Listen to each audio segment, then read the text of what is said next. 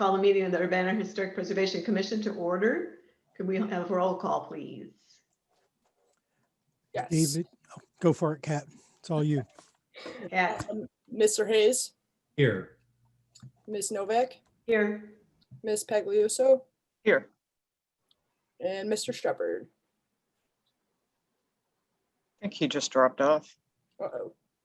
Well, no wonder he's in a car somewhere in the middle of New Zealand. For real, yeah. And, okay. Well, we'll keep rolling and see.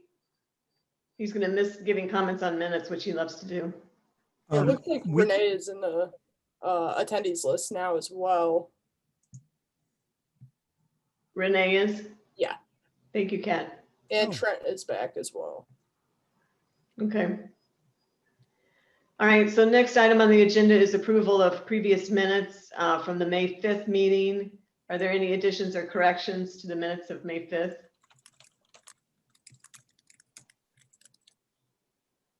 Where's Trent? Is he back? Is he with us?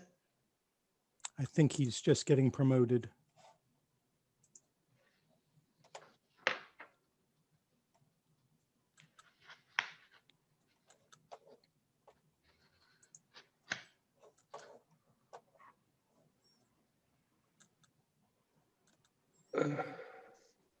Trent? I'm going to leave my camera off, Okay. and I've got not a great connection. And if you asked if that was a roll call, I'm here. Yeah. That was a roll call, and now I'm asking for any additions or corrections to the minutes of May 5th. I have none. Really? Wow. Okay. Nor do I. I think I lost my connection for a second. And I did look. Okay. All right. Well, that speaks volumes of Kat's work then. Kat, queen of minutes. All right. Do we have a motion to approve the minutes, please? So moved. I'll second. All those in favor? Aye. Aye. Aye. Anybody opposed? Okay, the minutes are unanimously passed. Thank you, Kat. Next item is written communications. We have one item with multiple communications on it, an email from Brian Adams regarding 1701 East Main Street, known as the Alms House. Marcus, is there anything we need to know about that? Not really. You have the communications in front of you. I think Brian was simply wishing to provide information about previous correspondence and discussion between himself and I think Barb Wysocki was she a Champaign County board member Right. previously? Okay. And wanting to celebrate the history of the Champaign County Poor Farm Alms House. And that's where I think he was taking that. Okay, all right, thank you. Next item on the agenda is audience participation. Does Susan Apple from PACA wish to speak? Can you hear me? Yes. Yep. Thank you. I didn't have anything prepared, though I would ask, does anybody know if there is an active movement to demolish the county poor farm? I don't know. Brian Adams would be the most likely to know anything, but Yeah. Yeah. Okay. Just curious as to whether that had actually been a topic of discussion Yeah. again. Anybody have any info on that? No. Susan, this is Marcus.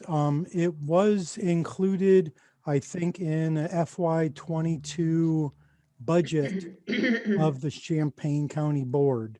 I'm thinking it was like $700,000 or something along those lines to demolish the building. And again, that's Okay. a proposed budget.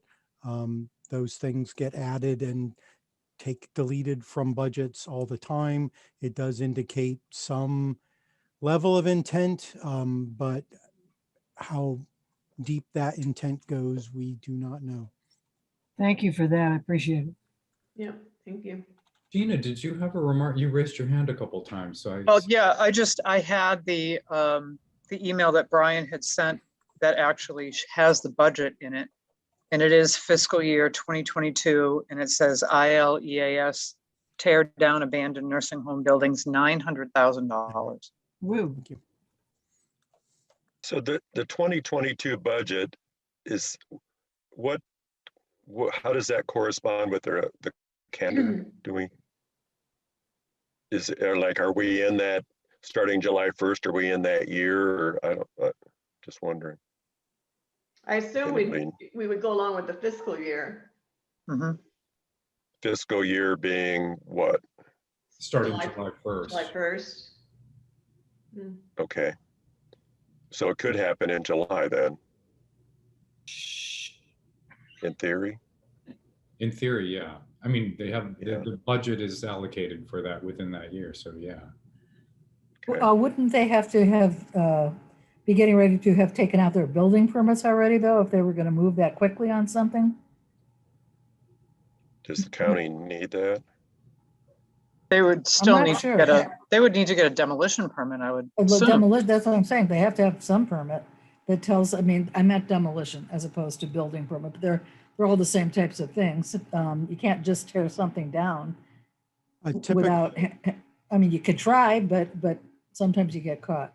A typical demolition permit, after it's submitted, notice goes out, there's a 10-day waiting period, and then you're issued your demolition permit. So it can be Okay. a fairly, speedy process.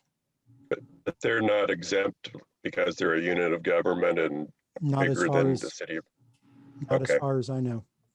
okay. This is all helpful. Thank you very much. I'm Thank wondering you. if we should maybe look at the 45-day demolition notice ordinance that was put into effect in 98. I actually printed a copy of it out, and there's 3 things that you have to, there's 3 criteria that you have to make or be in line with in order to, fall for, instead of the 10-day, a 45-day. Let me see if I can find it. The property must be zoned a certain way. They must be included within the city's historic resources inventory as the date of the enactment, and they must be estimated to be 75 years or older. So all 3 must be, the way it's written now, all 3 must be, the property must meet all 3 of those in order to be placed on that 45-day. I think the other thing too is that you have to be maybe within a certain area, right? So Gina, I have a question about that. You're saying that if those standards are met, then someone else can say, hey, no, that needs to go from 10 to 45 to allow more time? The city would actually, I believe it would be this, that it would be on a 45-day demolition list. Right. And when the permit was issued, it would show up, I believe. I ask that because in the minutes from May 5th in section 4, the written communications, it talks about like the why it would be in this case on the 10-day list. Mhm. And I don't know if there are other factors there that would contradict what was written there. Well, it also gives like locations. And so one of the locations talks about historic East Urbana, and that actually stops at 1403 East Main Street, Right, okay, right? And this is in the 1700 block of East Main Mhm. Street. right. So Alice, yeah. Alice, Go ahead, did Troy. you say at the last meeting that that property was not inventoried by your classes, and that It's not Trent, but there's also a difference in how the historic East neighborhood versus the West Urbana neighborhood are treated. And that is, there's a map that's drawn, and maybe the almshouse isn't even included in that, but there was a map that was drawn for the historic East neighborhood because there hadn't been enough survey work done, and it was taking a long time. So they decided to deal with it in the map form. And the demolition delay notice is very specific about where in East Urbana the boundaries are. It talks about where it starts and how far east, and then north, and then east, and then south, and then back. So maybe that's the map, Alice, Yeah, actually, verbalized in the ordinance. yeah, we just need to check to see if the boundaries of that include the almshouse. It looks like not, because it stops at the 1300 block. So I had actually talked to council a few years ago about the house next to Leal Park that got demolished, that I actually used to live in. Oh, yeah. And I came as a citizen, I didn't come as part of the HPC, but one of the things I talked about then was maybe looking at that 45-day demolition, to change that so that it relates to properties that are over 75 years old. And it doesn't necessarily have to be in those specific locations, because that was the problem there too. It was on a 10-day list because it was outside the boundaries, even though it was 100 years old. So that's why I brought up the fact that maybe we should look at maybe a study session or something to take a look at that ordinance and see if there might be any kind of will to change it Yeah, at the city level. yeah, that's a good idea. So in reading the demolition delay ordinance, looking at that section 6, properties affected, and if it's all right, I'll share my screen here. Can you all see the ordinance here? Yes. Yeah. Okay. Yep. So the right-hand page, section 6, properties affected. The 3 criteria are, the first one is about zoning. So anything in an R1, basically any of our residential zoning districts, including R6, which is what the Champaign County Poor Farm is zoned, R6. The second criteria is about, I guess, historic potential. So that's if it's included in the historic resource surveys inventory, meaning it's been surveyed, whether or not the survey found that it had historic merit, or if it's located in East Urbana or South Broadway as defined in the ordinance. And that list of inventory surveys can be amended from time to time. So criteria 2 is like historic potential. And then C is simply age. It's got to be 75 years old. So in this case, it's zoned R6. It doesn't appear to have been surveyed. And it sounds like it's outside of the historic potential surveys or area. And the third criteria that it does meet is that it's old enough. So if it was surveyed, that could add it to the list. correct. And, as it says here, and as such survey inventory is defined herein and as it may be amended from time to time. Now, I've only been here 4 years, but 2 years ago, I asked about this and I was told, gosh, we haven't amended our inventory in a while. Now, that doesn't necessarily mean that more surveys haven't been done in the last 3 or 4 years. It simply means that perhaps the spreadsheet that lists all of the surveys that have been done may have not been updated. I don't know, because those inventories and surveys come from folks like Alice's class or PACA or some other organization that does those surveys. So Marcus, there actually was we did another survey 2 years ago, I think. okay, And we all right. started filling in the gaps where buildings had been missed, and we started also going to document more modern properties, so like gas stations and things that maybe have some age, but not the age that we're looking for on this. Right. So I will work with you and find out Yep. You know, get that list and we can update or figure out how to formally update that inventory. Yeah, And then looking forward, if other things get inventoried in the future, what's the process for regularly and formally updating that inventory and not letting things fall through the cracks? yeah, I'd like to check with Brian Adams too on what he knows of. He might know of some things that weren't part of a larger survey, but had been surveyed individually, maybe. Or do we already know that? Okay.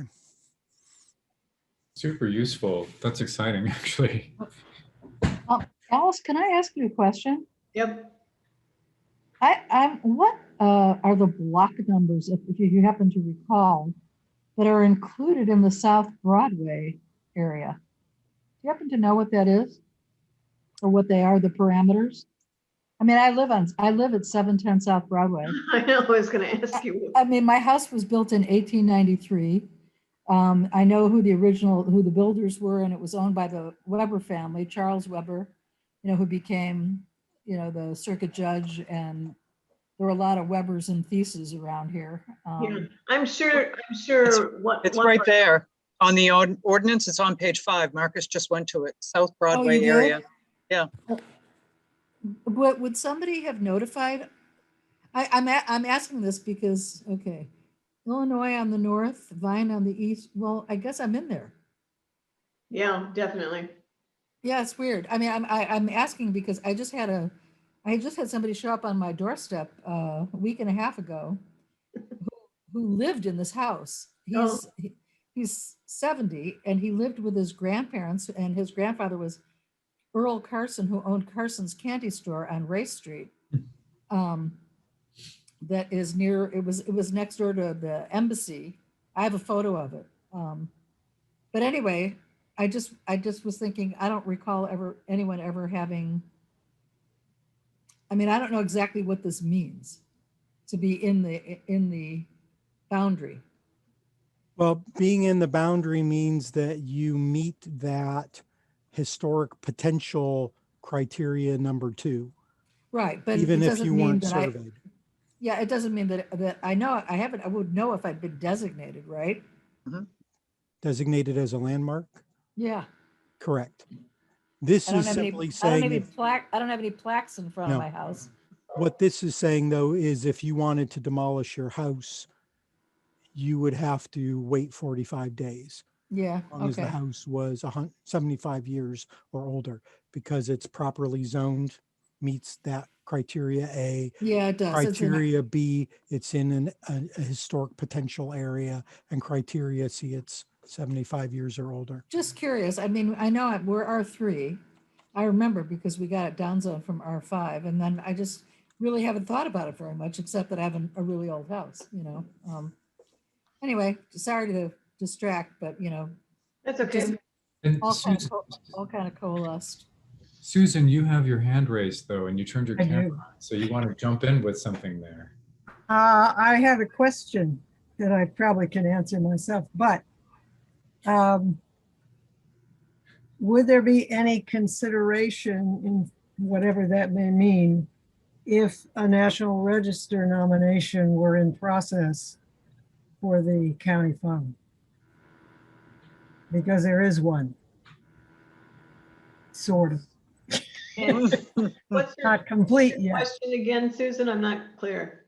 No, my question is, if the county poor farm has not technically been surveyed in the sense you're referring to in the ordinance, would a National Register nomination somehow clarify that it is being surveyed? Yeah, it should, absolutely. In I fact, would hope so. that's what I was thinking earlier, yeah. Yeah, and Brian has already got a draft that I barely had a chance to see beyond saying I've got it on my computer screen. But he's working on it. So, that's why I'm interested in this. I'd like to know whether that's completely a lost cause or if it could in fact have some protective effect on the idea of demolishing the farm. And I think that raises a good question. The ordinance talks about the historic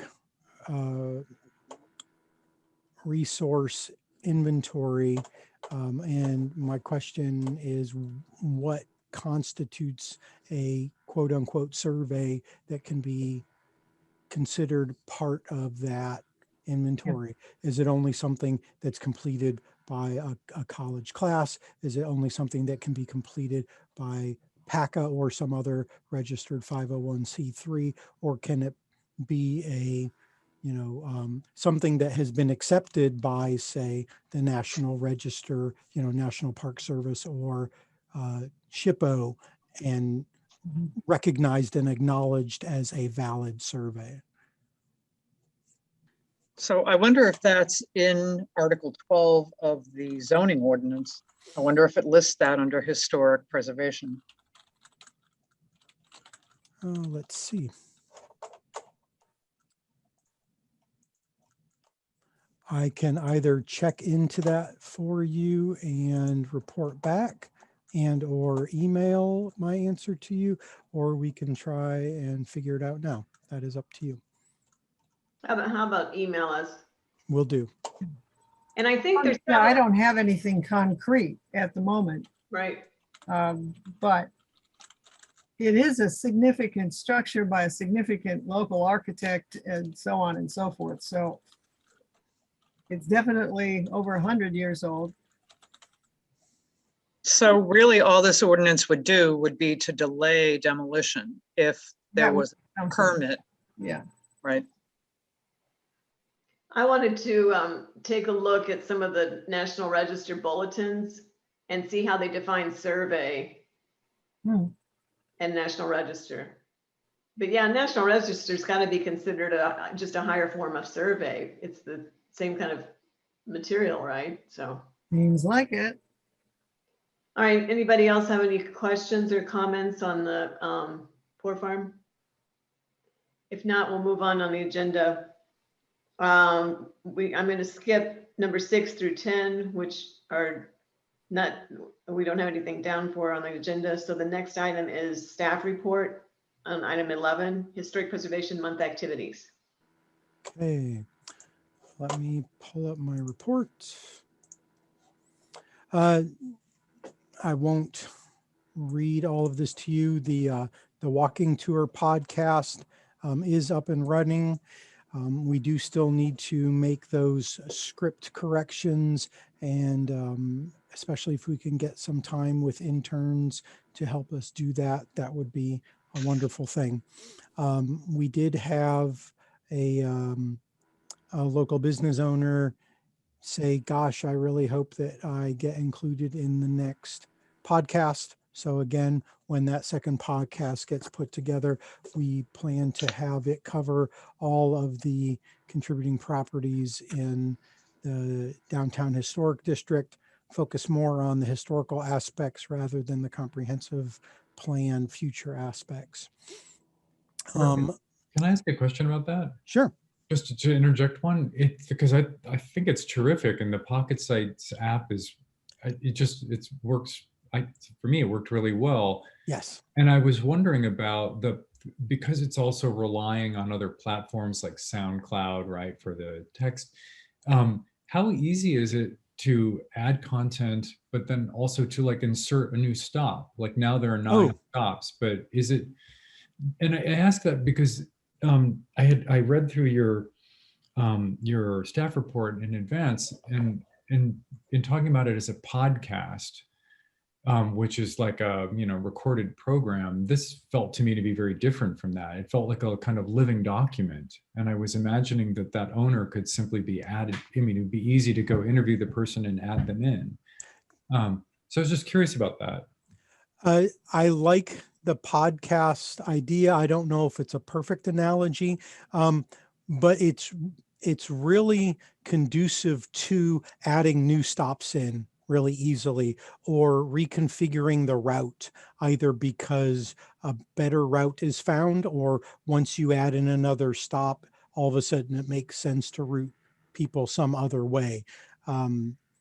You could dedicate an hour a week or whatever, and rather than try and do 35 stops, in 1 week's worth of work, you could do one site a week and just add it in and, like, quote unquote, release it and say, this week on Downtown Urbana, we're releasing our podcast site of Whitaker Jewelry. And, people can listen to that 35 seconds, but then it's also plugged into the tour itself. I love So that. I think it's, that's really great. Yeah. yeah. Great And, idea. and again,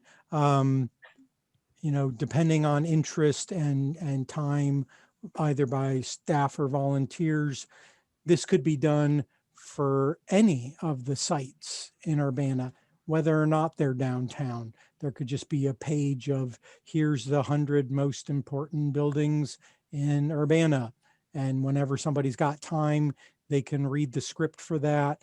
The other cool thing with that site is you can add however many pictures you want. You can add a video if you want to show somebody walking through it or past it or whatever. So the sky's the limit with that. The limiting factor is staff time, but thanks for asking about it. I had a question about this too, Marcus. Yes. And funny that you bring up the Whitaker building. So, and my question is specifically about that. So the owners of the Whitaker building ended up not being able to do an interview, or weren't in a position or whatever at the time that you guys were doing that.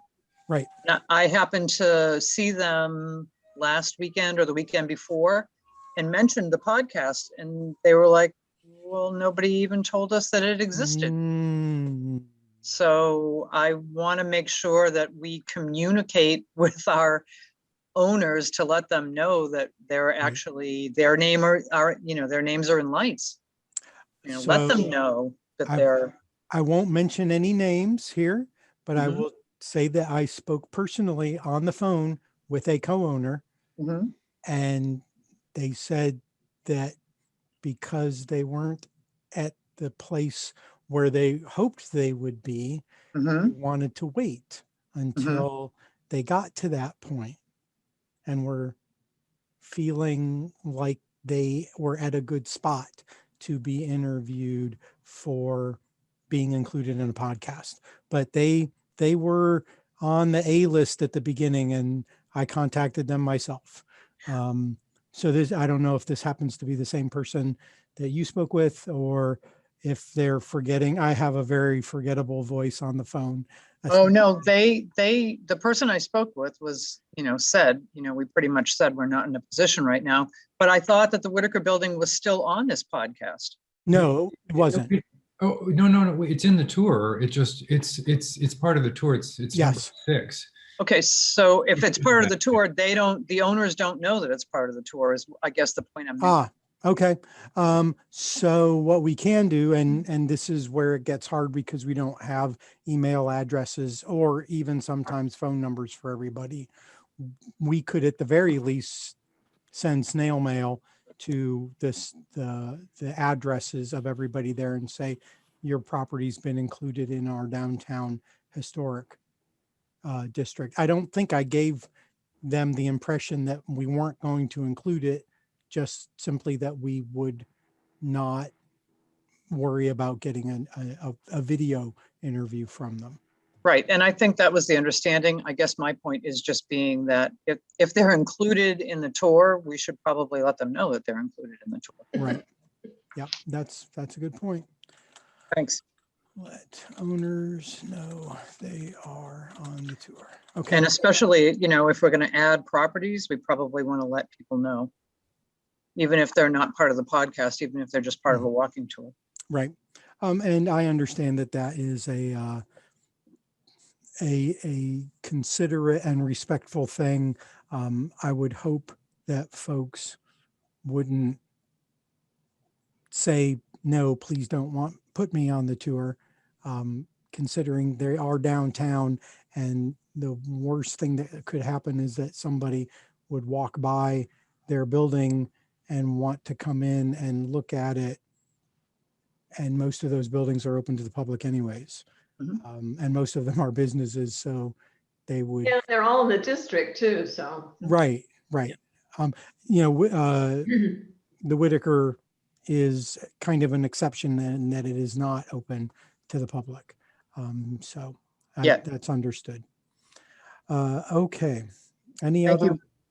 comments or questions about the podcast? Okay. Historic Preservation Month proclamation. So a very cool thing in that Mayor Marlin recorded the proclamation for Historic Preservation Month on site across from the Princess Theater / Cinema Gallery. So you can view that on the city's YouTube channel. Jason Liggett and Bridget Broyhan and Kate Levy made that happen. Jason did an awesome job editing it. And I think there should be a link to it on the main landing page of the city's website. It's probably a link though that says, hey, here's 6 proclamations that the mayor made, with links, because May is a very busy month, including Building Safety Month. Okay. And so that is Historic Preservation Month activities. Historic property activities. 1404. So under the category of certificates of appropriateness issued and non-issued, 1404 South Lincoln. I did email the property manager and ask for the posts to be removed. As of today, they were still there. I'm going to be following up with an actual zoning ordinance violation warning. This is like a letter that goes to the property owner with a PDF fillable form. And because the historic preservation ordinance is a chapter in the zoning ordinance, they are eligible to be issued a zoning ordinance violation if they are breaking the rules. In this case, putting in signs that weren't approved by the Historic Preservation Commission. I don't want that to happen. I think, as far as I know, this would be the first time that it ever happened. But I'm really kind of at a loss if people don't, respond to phone calls and emails and do what they're supposed to do. Next step is sending them a warning, and then they get a violation letter after that, and then they start accruing monetary fines. Do we know if Marcus? is the owner still the same owner that did the project to begin with? As far as I know, it's still Pierre Moulin. Okay, thank you. Would you like for me to send him an email and say, Pierre, would you please contact Marcus quickly? I will leave that up to your chair to I answer that. will, well, is that okay if I do that, Alice? Sure, Trent, go for it. Okay, Thank you for Avoid offering, Trent. I complications. appreciate yeah. Yeah. it. And again, it should be a fairly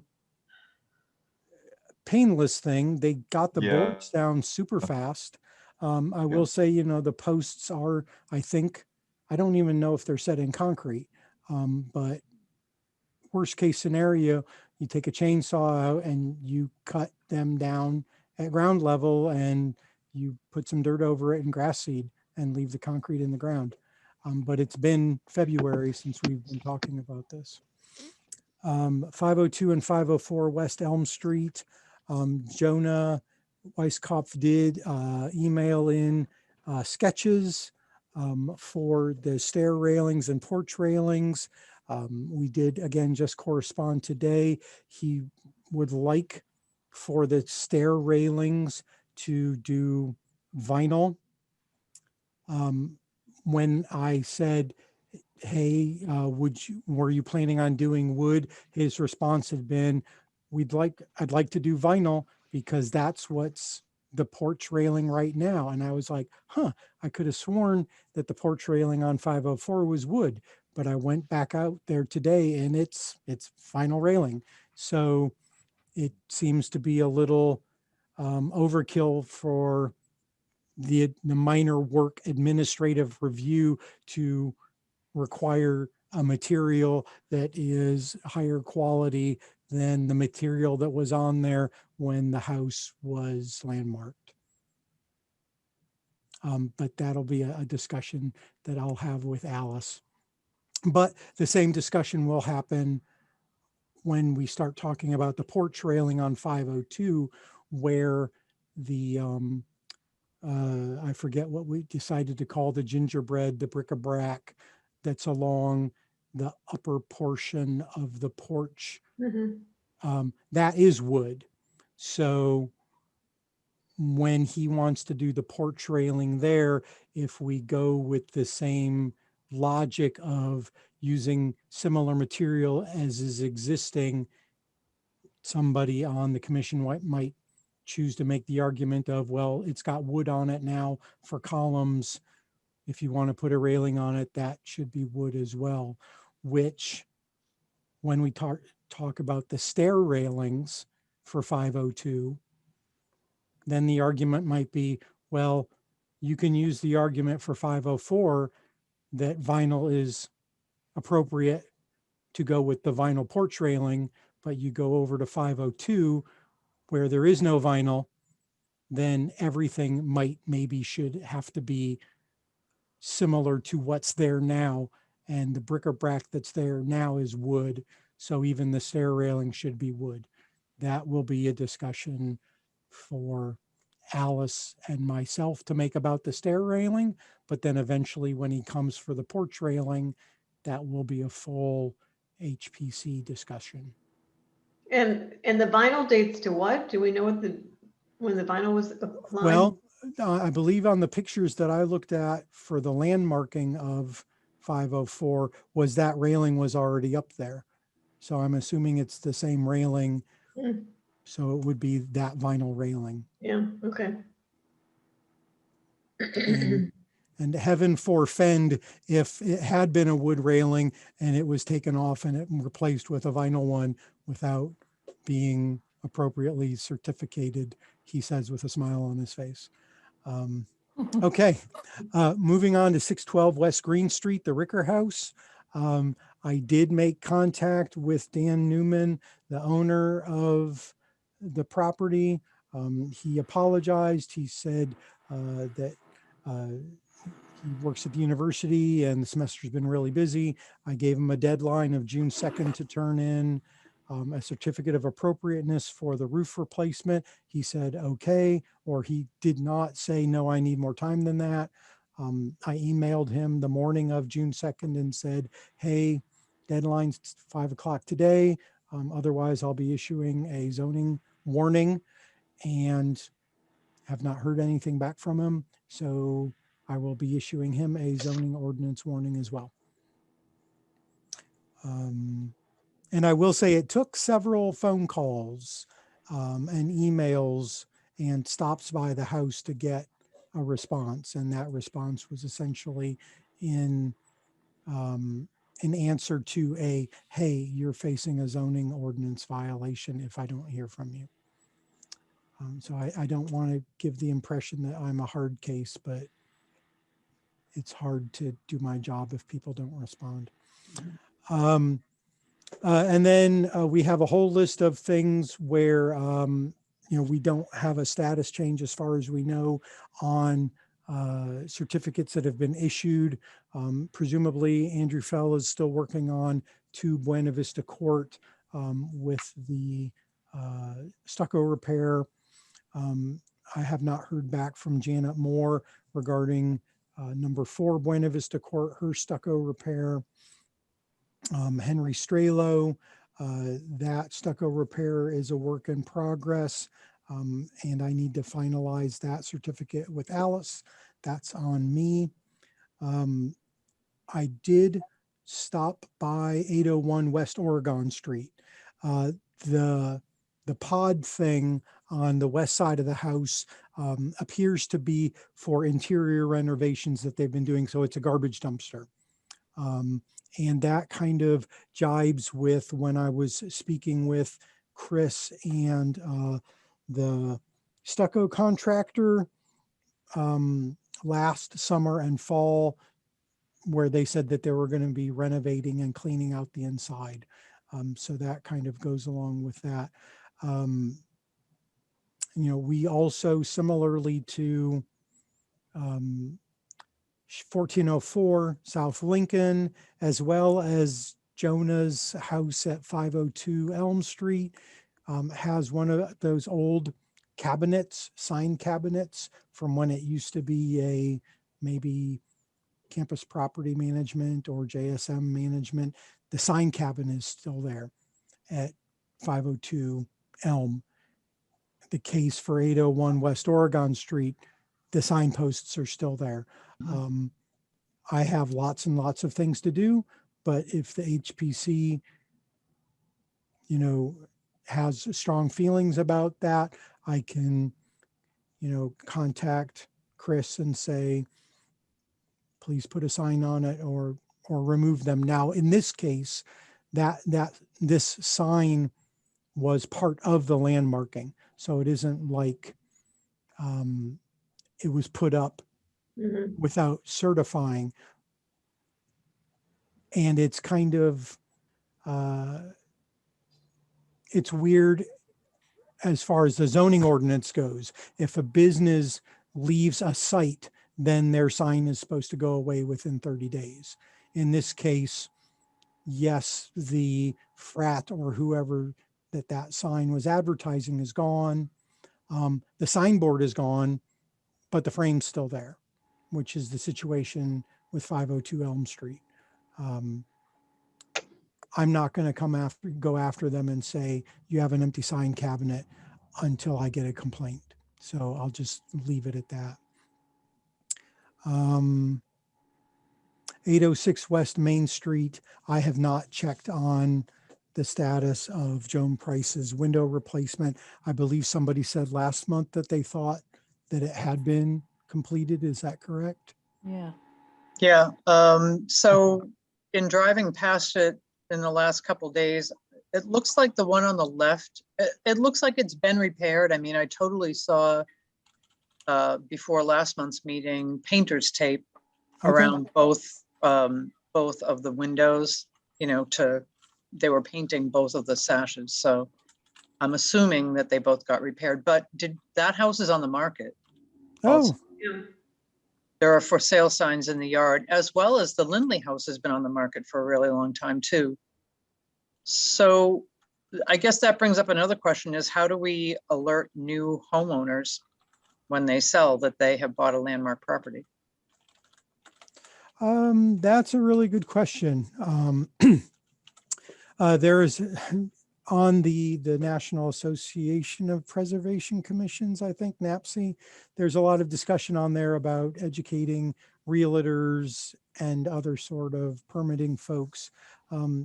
Short of putting together a whole education program, probably the easiest thing to do would be to put together a cover letter and one of our brochures and have me drop it off at the realtors and introduce myself and say, hey, just letting you know, you probably already know that this is a historic landmark. And that's a wonderful thing. It increases property values. Everybody loves it. And when they want to renovate, there are rules for them to follow. So, And they also get free building permits, right? that's debatable. Oh.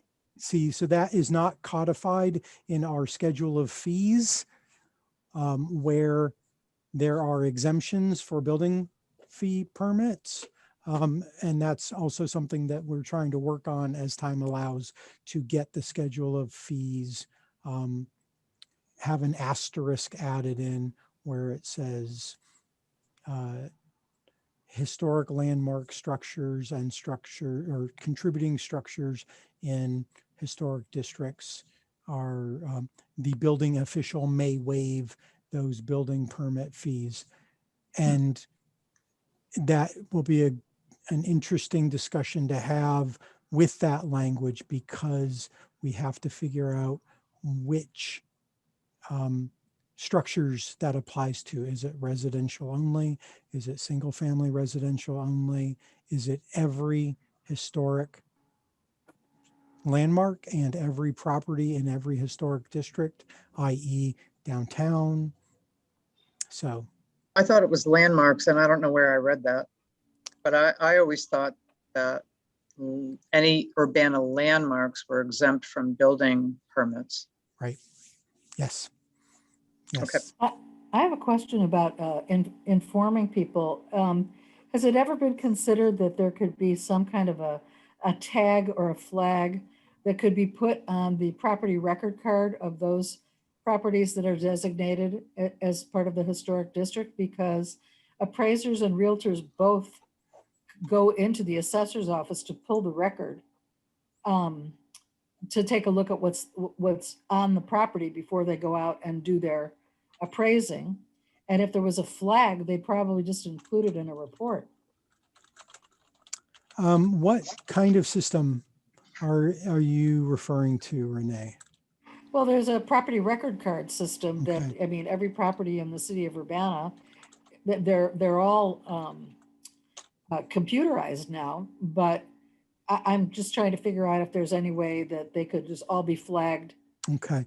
at one time, so so I'm- that it'd be noted for anybody who came in to do an appraisal and or a realtor who's examining the record card to see what's there before they write up their stuff. You know, everybody's got to get an appraisal if they're buying a property. And that's at the township assessor's office. Exactly. Yes. Yes. I, Just, they're coded.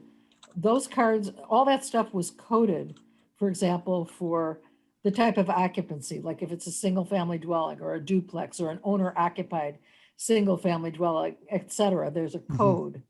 And I just was curious about it because that's a place where everything is gathered. right. I can check with the assessor. I think that's Wayne Williams, and see if there's a way to do that. I know that at the city, in our permit software program, which is Citizen Serve, all of the historic landmarks and I believe the structures in the historic districts do have a flag that says historic. That way, if somebody pulls a building permit or pulls a demolition permit or some other thing that could affect that structure, it tells Vivian, our permit person, Right. that this is a historic property. I'm kind of wondering whether there's, like, on the title of the property, once. Well, and I think we might have lost Trent. I'm not sure. Oh, Yeah. well, it should show up in title work because there's a city ordinance that's recorded with that parcel identification I would number think and that so. address. I think that it would be really hard for somebody to claim the Right. property that they had no notification. I would think that their attorney would see it when they review the Yeah, title. by the time there's a title, yeah, but by the time there's a title search, you're pretty far down the road. You know, Right. I mean, what I'm trying to say is that if it's at a place which is more of a starting point for some of the people who are doing appraisals, then the person who is potentially purchasing a piece of property gets to know pretty quickly. By the way, did you know that it's in the historic district and is subject to certain parameters regarding what you're able to do or not do on that property? Whereas by the time the title search happens, that's at the end of the process. Right. And You know, again- just a thought. Of course, it creates more work. I'm good at that. Let's find some more work to do, just in case nobody has anything to do. are there any of the other, besides the Lindley House and the 806 West Main Street, are there any other houses that are on the market that people know of right now that are structures or in districts? Off the top of my head, I'm not sure. Okay. Yeah, not that I know of. Gina's the queen of driving through the neighborhoods though, Gina. Yeah, those are the only two that I know of right now. Okay. Well, it'd be fairly easy for me to stop by, draft up a letter, stop by those two realty companies and say, hey, wish you the best of luck. We're glad that it'll raise its property value, and please feel free to pass this info on to the owners. They can contact me if they have any questions about painting their house or putting vinyl siding on. Thank you, Marcus. Absolutely. Could I ask a question on 504 West Elm before we move on? Yes. I'm actually looking at the picture on the Urbana landmark page website. Okay. There's no railing on the porch. Right. Oh, I wonder the Wait a pictures. minute. Oh, wait a minute, on 502 or 504? Both of them. Neither Oh. one of them have a porch. I have railings, sorry, neither one of them have railings. In the pictures that accompany the landmark information on the city's website. Okay. I don't know if the picture is older than when it was landmarked, but I'm just saying. Right. Nope. Let's see. Yeah, you're right. The pictures that I was looking at in the file must have been added later from somebody taking photos. Well, they actually added, they did like a side porch repair a few years ago, right on the east side. Okay. So maybe that's where those pictures are from. Okay. That's quite possible. Boy, okay. So this, this drags up or brings up good questions of what do we do when we find that something has been done and it's been done so far back, not like the Ricker house where it was a roof replacement from 1 year ago by the same person who owns it right now. But if this was done several years ago, I assume that would have predated Jonah.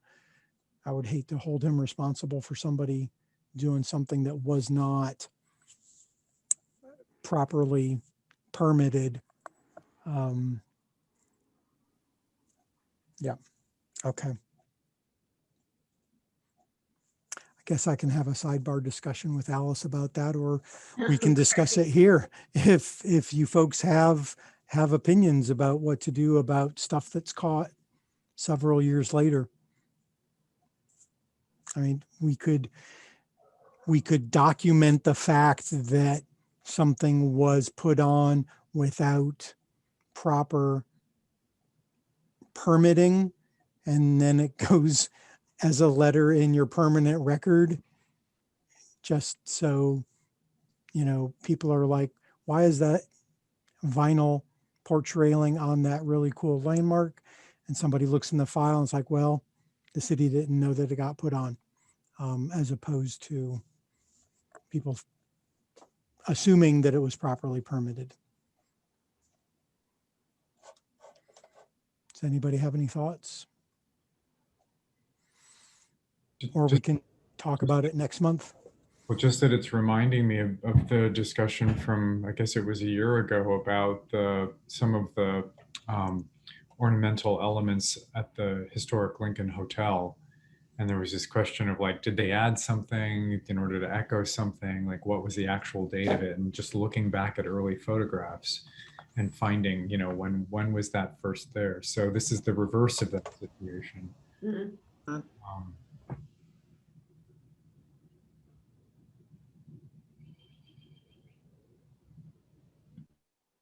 I think having something in the file, at least documenting that we have a little mystery situation, is better than just leaving it blank. Yeah, I think that makes sense. Then at least it looks like, we are actually monitoring our historic properties, and Right. even though it happened when, when someone wasn't looking, we've noticed it now. Yeah, it seems like we had another issue with that property with 504 back some time ago. And was it they were taking the columns off, or they were taking the capitals off or something? One of the capitals had come off and it was like sitting in the front foyer.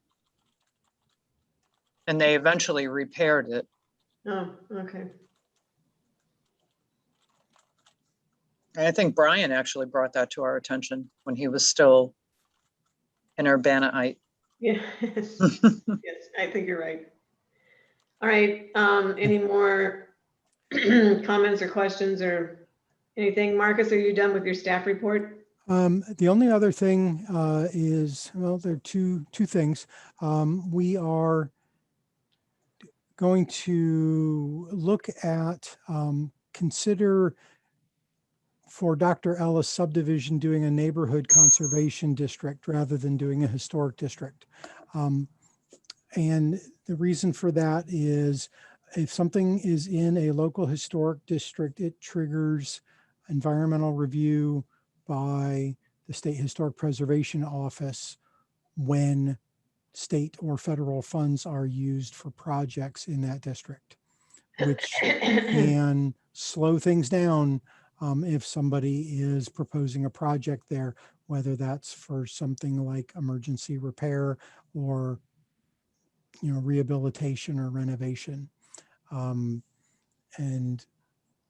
the neighborhood conservation district appellation does not seem to trigger that same environmental review from my discussion with a SHPO representative. And if what the representatives and Dr. Ellis simply want is acknowledgement of cultural or historical aspects of their neighborhood, and they don't want it to have negative repercussions of stopping the neighborhood from getting improved, then they might think that having it be considered a neighborhood conservation district is acceptable. I guess a staff put a lot of time and effort many years ago into drafting and getting the neighborhood conservation district language passed, and we still don't have one yet. So this might be, Oh, we have one. do we? Yeah, it's a What? separate freestanding document. I mean, do No. we have a neighborhood conservation district No, No, we don't have a named? district. I That's think the, in the ordinance, we have a provision to do them. yes, that's what I meant. All right, sorry, Yeah, my yep. bad. That's okay. So that we're looking at going for a neighborhood conservation district with them. And then the final thing is Urbana Landmark Hotel. We have continued communications with Horace Pervez from Icon. Sorry, not Icon Hospital. Crystal Lake High, which is the architectural and design firm, and they are hoping to submit certificate of appropriateness applications within the next couple of weeks, in line with their deadline to put shovel in ground or hammer to nail by July 1st as directed by their development agreement. All right, so I'm gonna mention like the date thing. So July 1st is coming up. Yes. And we have 2 vacancies on the commission now too. Yes. So we barely have a quorum. Who's off? Kim? Kim chose not to get reappointed, and who else? And we had the standing vacancy already. right? Dave Seiler. Oh, yeah. Right, okay. Is the quorum based on sitting members? Yeah. Okay. Anyway, if the hotel starts moving and looking for a certificate of appropriateness, I hope we can find a critical mass to help with that. If folks have suggestions,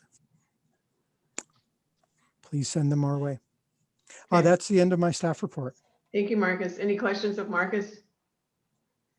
Great job, Marcus and Kat and Lily, and you guys are all amazing. Thank you. We are able to do what we are able to do because of you guys. We appreciate your acknowledgement of that. It makes it worth it. Do you have your fingers crossed behind you? No, no, no, no, no, no. If you all didn't care how hard we were working, it would make it so much more difficult to go home at night. Oh, no, I no, think we definitely what you care. do- Actually, I wanted to bring up, is there anything that commissioners can do, Marcus, to help a little bit with anything? Is there, for the podcast thing, or is there something we can do to help you not be as stressed, too thin? If folks wanted to record podcasts, I would be, and especially now that I don't know how you all are feeling about, maybe coming down to the city building sometime. I could show you people how to do the little podcast recordings. Yeah, if that'd you be wanted great. to, and then you We'll could do it sign with David Hayes pleasure. for that. Yes. Well, and I was, Gina, you must have a great recording voice because it sounds great on Zoom. I don't know. Well, they say that, I have a great face for radio. Now, don't I go think that's an fishing for insult. compliments. No fishing for compliments. I actually am a DJ on the local community radio station. Okay. There you are. Now it's done. All right. Well, I think we should split it, David. How's that? It's a deal. Okay. That would be awesome. And, if you feel like drafting or reviewing the little scripts and then, they have to be cut down so they're 30 seconds or whatever, that would be great. Okay. And again, even the monitoring of the landmarks is a wonderful thing. If you, I know you're not supposed to communicate amongst more than two of you, but if folks wanted to take on once a month driving around looking, I could email you all individually and say, which buildings do you want? And then we could coordinate it. But I don't want to belabor that tonight. Okay. Speaking of which, we talked about 108 North Weber last time. Hmm. It looks like there's a new Yep. roof on that house. Oh, okay. Newish. Is that the Gothic Revival Cottage? Yeah. Wow, I mean, honestly, well, anyway. All right, we should all drive by and see what's going on with it then. Did it seem like any repairs had been made? The porch was in terrible shape for a while. The back porch that's actually on the Weber Street side is still looking a little scary. And some of the trim, it needs paint. But I didn't spend a lot of time, but it was like, I think that roof looks fairly new. Oh, well, it's the storm guys, right? The hail guys that are making the rounds. Yeah. All right, thank Okay. you. Anybody have any announcements? Anything we missed? If not, can we have a motion to adjourn, please? Move to adjourn. Okay, we're adjourned. Second. I don't think we do a vote on it. We just move to adjourn and then, Oh, yeah. I didn't. Sounds perfect. so we're adjourned.